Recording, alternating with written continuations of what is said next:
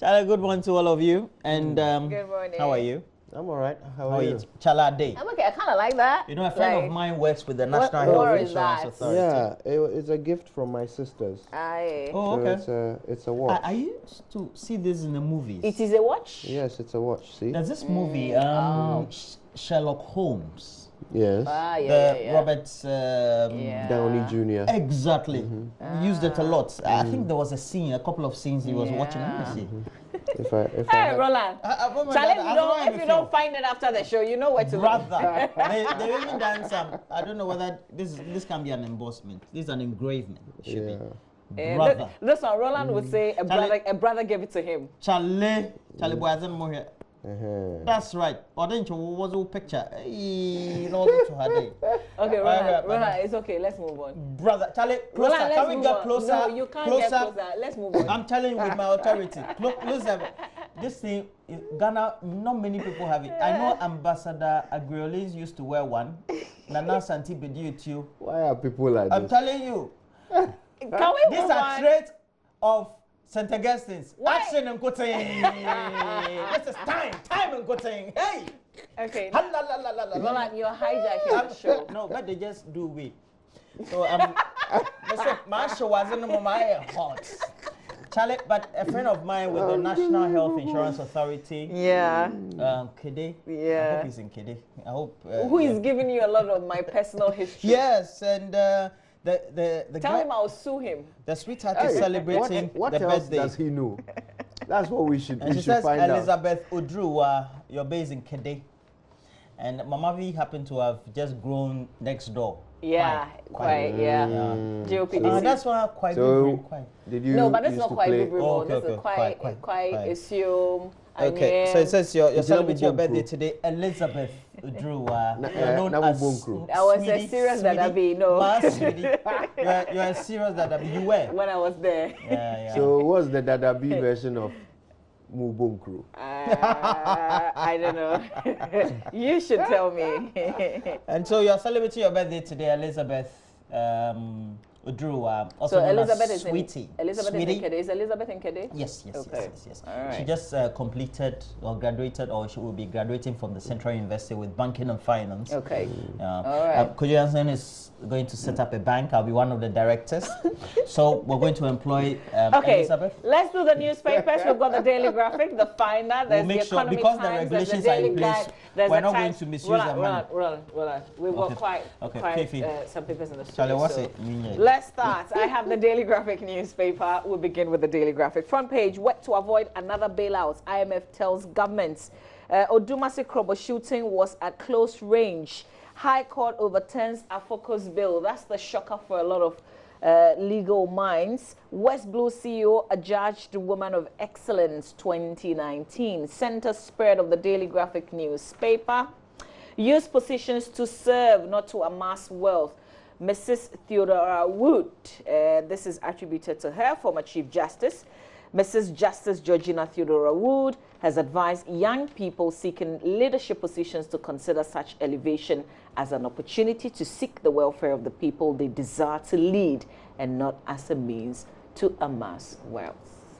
Sub-regional course on reliable data on trade services begins in Accra. Back page, winning title not completely in my hands, according to the Algeria coach. Current Senegal team can deliver AFCON title. That's former Africa best player El Hadji Diouf, who believes Senegal are better poised to claim their first Africa Cup of Nations title after reaching the final stage of the ongoing competition in Egypt. Is it Guinea-Bissau? I get confused. Guinea-Bissau, they've sacked their coach. They were, I think they were in Algeria's group. They couldn't make it out of the group stage. Yeah. Where's our coach again? They're here. The team came back. I'm told that they're waiting for him to resign. But you know, blacks. It's Roland. Who told you that? We're talking about. I have deep throat sources. They are waiting for him to resign because they don't want to tarnish, have any blemish. Why are we not asking the sports minister to resign? What did he do? He didn't go to play. He only went to accompany. And then there's an insert, I think it's doctored. Allegedly, with the voice of the sports minister saying that the party folks that were sent there will be taking around some of the nice places I've been through. Irrespective. The pyramids. And you think it's doctored? Oh, but if it's allegedly doctored. Okay, wait, hang on. You find yourself in Egypt, so you might just explore. No, that's all. I'm not saying it's wrong. I'm not saying it's wrong. But they are party people according to the voice on the tape. Oh, yes, I see. Okay, let's do the Finder newspaper and I'll leave the rest to you guys. Front page, court rescinds Afoko's bail. He is expected to face jurors tomorrow. Source all your raw materials locally. Dr. Awal to Guinness, Ghana. That's practically impossible, even for me, who is not so knowledgeable in what the company does. 77,962 national service personnel posted. Also, GT Bank named Best Bank in Africa at the Europe Money Awards. By way of headlines, front page, that will be it for the Finder. Over to you two. Okay, I've got the Daily Guide and the Times. I'll do them real quick. Front page of the Daily Guide this morning. New twist in Canadian girls kidnap, according to the Daily Guide. This is the banner headline. Akufo-Addo calls for fresh African ways, is also on the front page, as well as court rescinds Afoko's bail. 77,962 deployed for national service, and confusion in NDC over Muntaka rival. On the back page, let's support boxing. That's Ivor Greenstreet speaking. He's got a picture there with a young boxer, Richard Oblite Kome. All right, Kotoko hit the ground running for CAF Champions League. Is also on the front page with a picture of Zachariason. Maxi Lopez accuses Moro Icardi and Wanda Nara of refusing him access to his kids. They don't let me see my kids is the banner headline, and this is all about the Argentine forward Maxi Lopez. All right, center of the world golf pools crowd is also on the back page. That does it for the Daily Guide. Let's move quickly through the headlines in the Ghanaian Times before we settle for some details. And the banner headline this morning, Ghanaian Times, 77,962 NSS personnel deployed to various sectors. And there's a picture here of Mr. Mustafa Yusuf. He's the executive director of the NSS. Also on the front page, Frank Ajay and others honored. And Ayariga quizzes Amidu's motive for filing fresh charges. Also on the front page, government sets up committee to raise funds to pay arrears, or is it arrears? Arrears, forgive me. Arrears owed contractors. Yeah, teach me to read properly. Arrears owed contractors, yeah. So they are now setting up a committee. Minister of Roads and Highways has his picture here attached to that story. We can talk about that later. Damaged Odo River drain to be fixed, and Bongo District gets 2 new health facilities. And that's it. All right, so let's go to the dispatch. On the front page of the dispatch, we have NDC MP's open letter. This time it is to John Mahama. Greater Accra primaries will be tough. Alex Mould advises government on LNG regas. Ghana has 32.6 million Momo accounts. That's on page 8. You get to page 8, you get to find the breakdown of the accounts, which one also goes for the others, MTN and the others, Vodafone. 2019 HAXA Summit takes place in Accra. And we have the Statesman. The Daily Statesman has a story. Dagomba line dispute resolved. We also have confusion hits NDC primaries, Muntaka incumbency under threats. No further Christmas for us. Akufo-Addo charges Africans to focus on education and skills for development. We need to do that. I don't know why we're not doing that. On the back page, Novak Djokovic beats Roger Federer in longest Wimbledon singles final. Oh, it's 2 days ago, but don't worry. That's a late headline. Still news, belatedly. I'm studying German. Mourinho hints at Bundesliga interest. He can only go to Bayern Munich or Dortmund. Taliban, he's my world favorite We know coach. I love him. And the last paper I'm looking at, make corruption a high-risk activity. Address AFO charges stakeholders and build Tema Hospital Road to ease burden on resident transport minister. That's the New Independent newspaper. So many independents these days. So, but this is the New Independent newspaper. This should be the Kwesi Pratt paper. Remove new GRA board chair until impropriety claims are cleared. That's according to the Ghana Integrity Initiative. We also have tension mounts at Anglo as petitioners caution minister over chieftaincy brouhaha.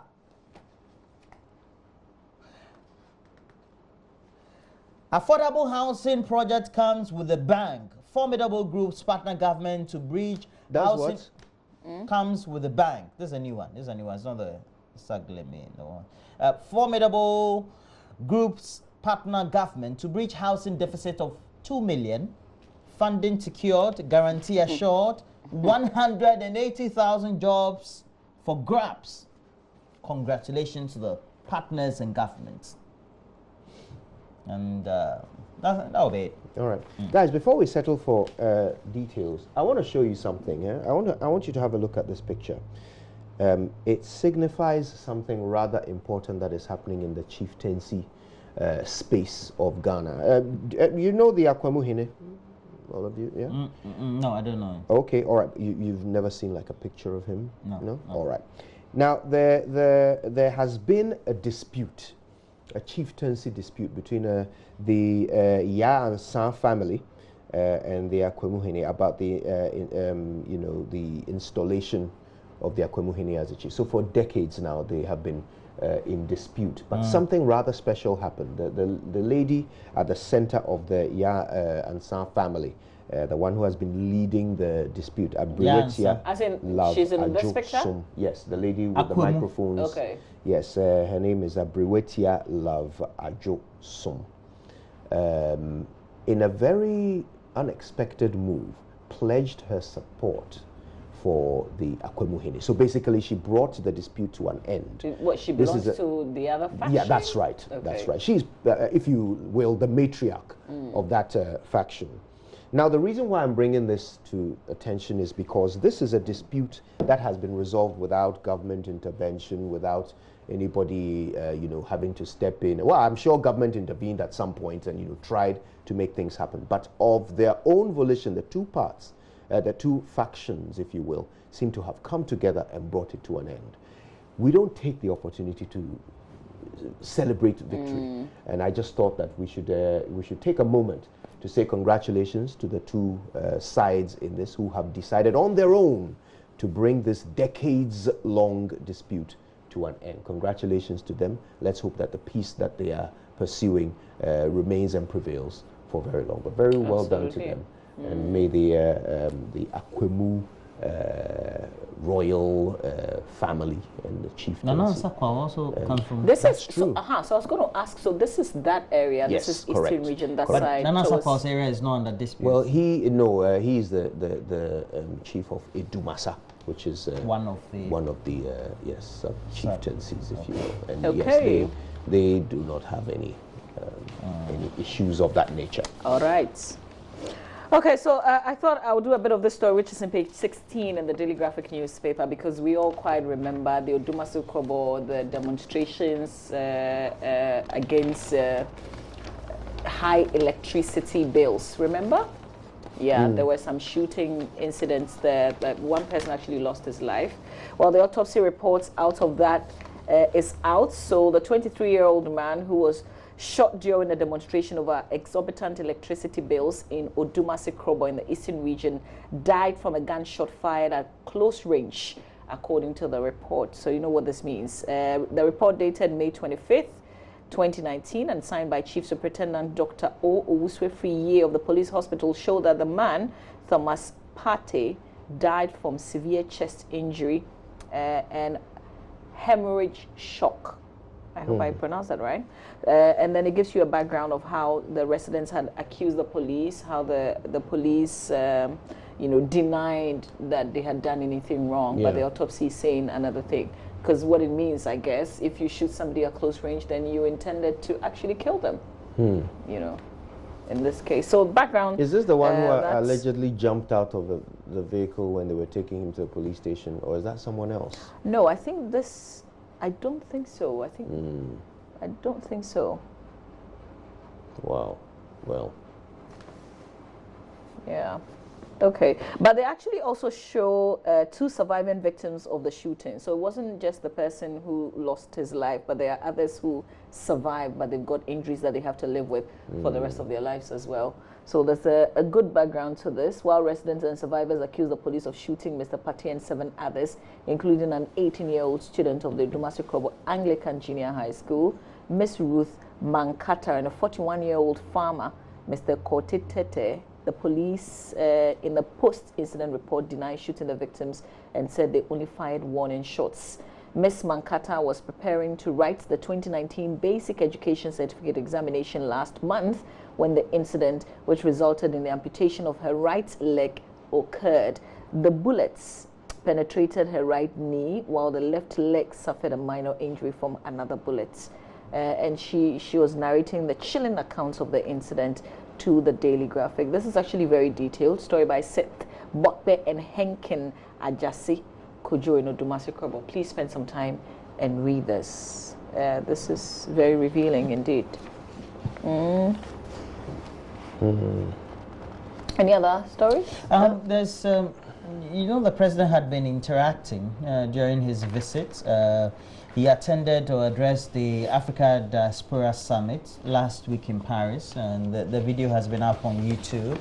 There was even an incident in which the mic was falling off the hands of the president, and Macron, who is the French president, helped to hold the mic steadily. There was also another twist where some people said he was taking the microphone by force from him.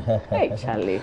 And but the main thrust of the president's message was that nobody will come and develop Africa for us. Haven't we heard that over and over and over and over again? Yes, we have.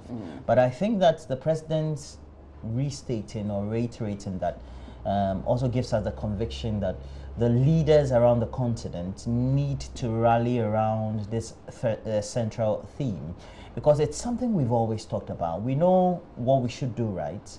But the actions we don't tend to do. The president's own comment about how Africa needs to rise also hinges on the fact that we have the best of the resources of the world also based here. But where the resources mostly are, it's also where we have conflicts, tearing countries or such countries apart.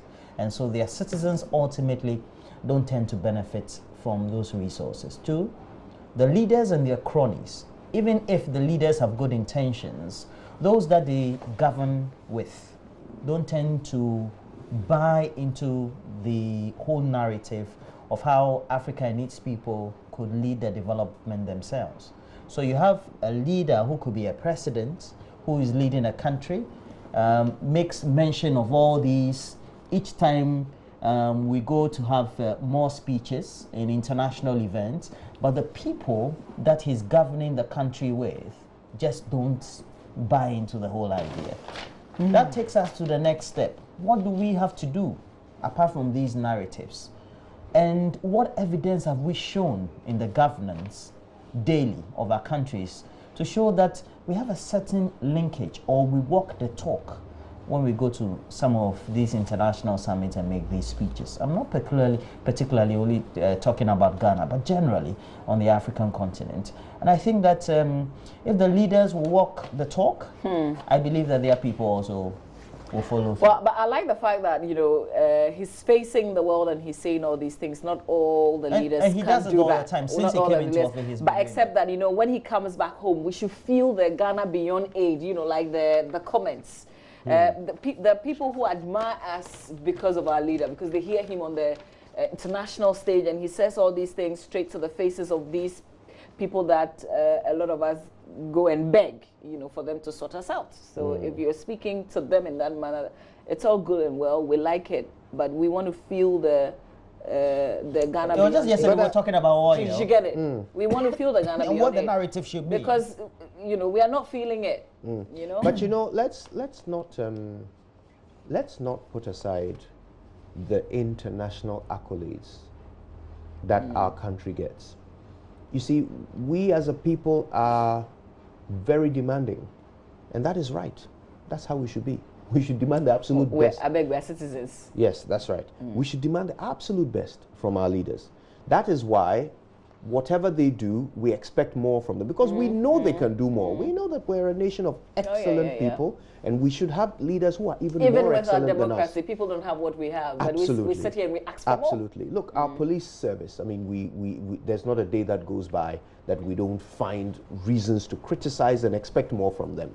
But of course, if you compare them to our neighbors, we have one of the most fantastic forces on the continent. That should not stop us from demanding more because from them. that's not the standard. Absolutely, absolutely. So, I mean, not so long ago, the president was ranked the best president in Africa and third in the world. Okay, third best president in the world. I don't know where Donald Trump ranked on that one. You know, these things do not mean nothing. Let's not pretend. I mean, just because perhaps you're not happy with something that the government is doing, so you pretend that some of these things don't mean anything. They mean a lot. They mean a lot. So very often when we are criticizing our government, we hold them up to the standards of other countries. We say, oh, this would never happen in Britain. This would never happen in Europe. This would never happen in America. Because we respect the systems and the leaders in those countries. So if all of those countries have been ranked, and our president came third, it's not a small thing. Absolutely. Let's not put it to the side as if it means nothing. I just wanted to say that because, but we absolutely agree with you. Indeed. I mean, So, but we were making this. The thing is that when you live in Ghana and Ghana is all you know, then you. But it's. What were you saying again? No, I was just going to say, but it's still right for us to demand more from our leaders. I mean, it's not something we should just put aside. Obviously, you're deterred into. We should, become complacent. The best in Africa, though, that's something. So they ranked him against Paul Kagame and Magafuli and all of those people who make the headlines for really positive, things, and they ranked him number one. It's not a small. But in all truism, we're doing something right in our country. We could do better. Oh yeah. The thing is that I guess it's the benchmark. And the various measures that we use in benchmarking our leaders. And because we've had this dispensation since 1992, that's how come sometimes we're too hard on our leaders. But when you go to other countries on the subcontinent, you get to find that we're doing well. We could do better. Oh, yeah. Because there are many things and resources we feel we have. And even from their own narrative of the politicians themselves, especially when they are in opposition, you get to find that they open your mind to this whole broad horizon that you don't see. The only difficulty is that when you are in power, I think there are some some related constrictions that doesn't. For example, Dr. Baumia had said we have all the money in Ghana and we didn't need to go borrow, but we see that constantly. We have to go for aid, even though we want to live beyond aid. But all these things we're going to surmount in no time. My pastor said something and it got me thinking. Who's your pastor? My pastor said something. He said, when parties are in opposition, they say government, government, government. So it's the government's responsibility to do this. But when they come into power, then it is our attitude as citizens. Yes. So if you had good attitudes, then things could have changed. But when they're in opposition, they don't see that we're not a problem. It's the government that is a problem. Perspective is always a thing, isn't it? So yes, the reason why I raised all of that was because of this whole Ghana Beyond Aid thing.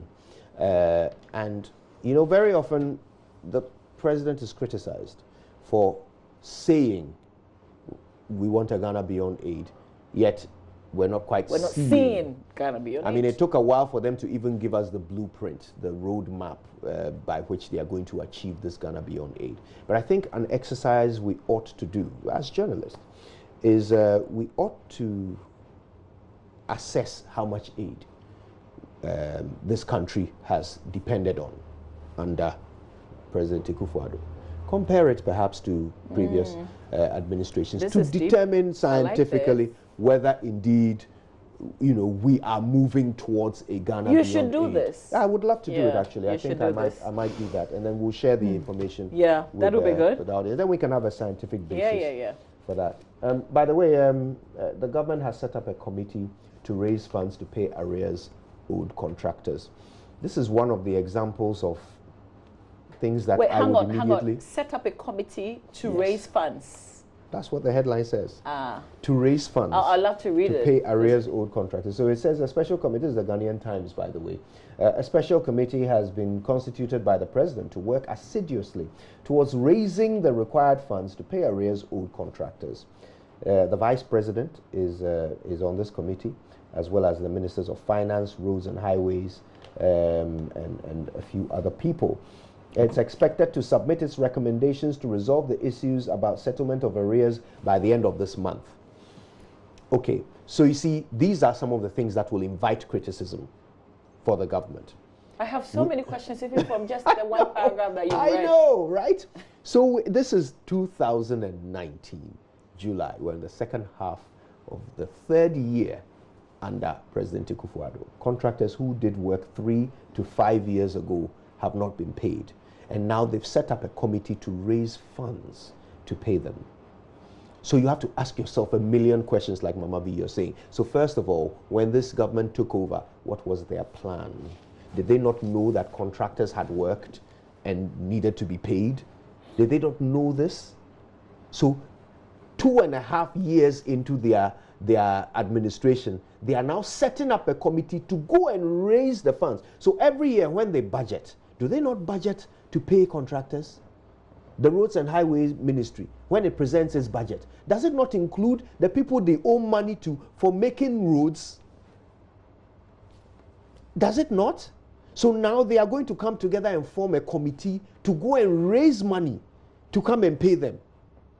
But okay, so I was just trying to figure out how they're going to raise the monies, because the other sentence said they would give recommendations. Yes, so they are now going to figure out how to raise the money. Then at the end of this month, they will give the recommendations to who? The president? So why are we now making this move after, about 100? The same paper reported about contractors demonstrating. Yes, in fact, even in this story, it mentions them. Yeah, so we okay, I want to take my time. I'll come back on this. But anyway, just to be clear, it's not just that the money is not there and so now they have to go and raise it. There's also a bit of corruption going on. Some of the contractors who were interviewed for this story were talking about how government was selective in paying some contractors and leaving out others. Well, so you mean some already have been paid? Yes. When they were demonstrating that so day when they visited the ministry. That's right. Some are paid, others are not, because of which political party they are perceived to belong to.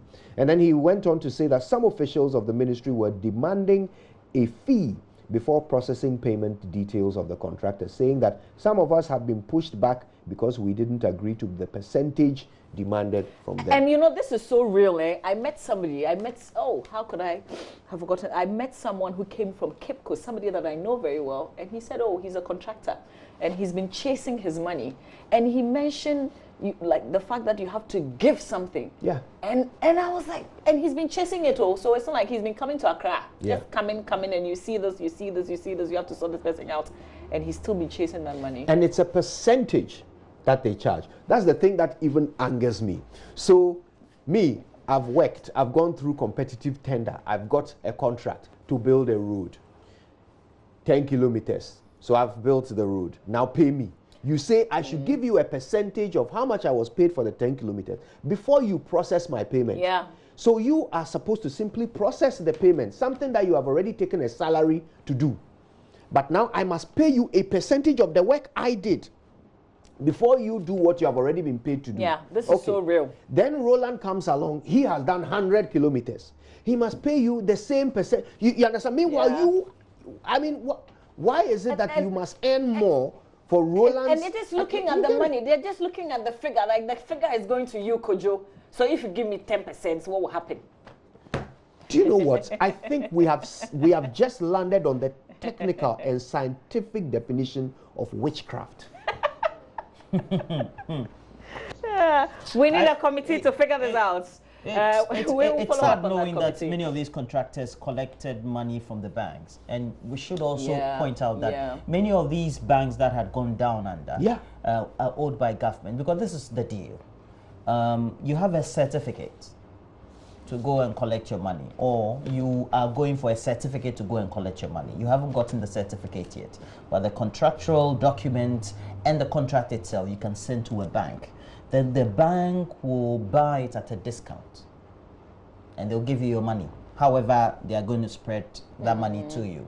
And then the bank then will have an intermediary, or the bank itself, to go and collect the money from government. So that's how come many of the banks are owed by government. Either through the sums that are owed contractors, or sometimes either through bonds or treasury bills, etc. And nobody is talking about the plight that some of these banks that have gone down under went through. Of course, they are in receivership, and so we don't want to talk about it. But the reality is that government owes the contractors not only directly but also through these banks, and that's unfortunate. Yeah, it's very unfortunate. Well, we have to bring you sports. You can log on to myjoyonline.com and catch up with a lot more news. There's something happening in South Africa with the Commission of Inquiry. The former President Jacob Zuma He appeared yesterday. Yeah, also appearing today. For 5 days. So maybe hopefully sometime this week we can bring you, share a lot more details. Some from highlights. That. Exactly what's happening. Before then, he was Little dancing. Bible. I saw a video of him dancing before his appearance yesterday. Yeah, because he says there's a huge conspiracy with the help of the Westerners to get him out. Well, they got support from within South Africa. It's always a lots good of things narrative, coming up. right? The white men are bad. Yeah. Well, Blame it on the white man. stay with us. We'll bring you a lot of details in sports, which is up next here on our show.